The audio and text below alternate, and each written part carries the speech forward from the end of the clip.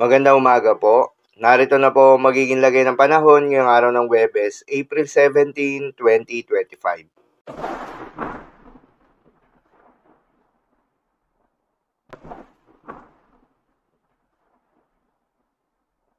Sa kasalukuyan na tayo sa pag-asa, easterlies o yung mainit na hangin galing sa may karagatang Pasipiko ang patuloy pa rin nakakaapekto sa buong bahagi ng ating bansa. Dahil dito ay asahan pa rin yung generally fair weather condition sa malaking bahagi ng ating kapuluan, mainit at malinsangan na panahon sa umaga hanggang sa tanghali. Ngunit pagsapit ng hapon o gabi ay asahan yung mataas sa tsansa ng mga pag-ulan. Magandang balita naman dahil ayon sa pag-asa ay wala pa rin tayong binabantayan na low pressure area o bagyo sa loob o malapit sa Philippine Area of Responsibility na maaaring makaapekto sa ating bansa.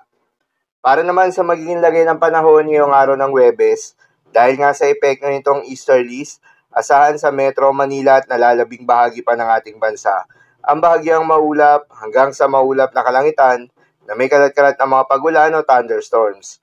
Posible ang mga pagbaha o pag-uho ng lupa during severe thunderstorms. Madalas nabobo ang mga thunderstorms na ito tuwing hapon o gabi na nagtatagal ng 1 hanggang 2 oras. Kaya naman ingat sa mga posibleng banta ng pagbaha at pag-uho ng lupa, lalong-lalo na sa mga lugar na inuulan na noong mga nakaraang araw pa.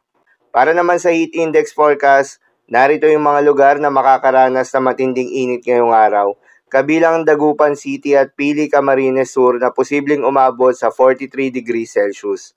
Habang 42 degrees Celsius naman sa may Butuan City, Kamiling Tarlac, Catarman, Northern Samar, Cavite City, Dumangas Iloilo, Itiagi Isabela, Iloilo City at Tuguegarao City.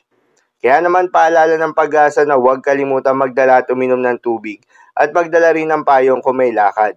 Bawasan muna ang paglabas ng bahay sa panahon ng mataas na temperatura upang maiwasan ang heat-related emergencies kagaya ng heat exhaustion, heat cramps at heat stroke. Para naman sa lagay ng mga dagat baybayin, ayon sa pag-asa ay wala tayong nakataas na gale warning sa anumang seaboards ng ating bansa. Kaya naman malayang makakapamalaot yung mga kababayan nating mangingisda at yung may mga maliliit na sasakyan pandagat, ngunit iba yung pag-iingat pa rin, lalo na kung meron tayong offshore thunderstorms activity, asahan yung paglakas ng hangin at kaakibat nito ay pagtaas rin ng mga pag-alon.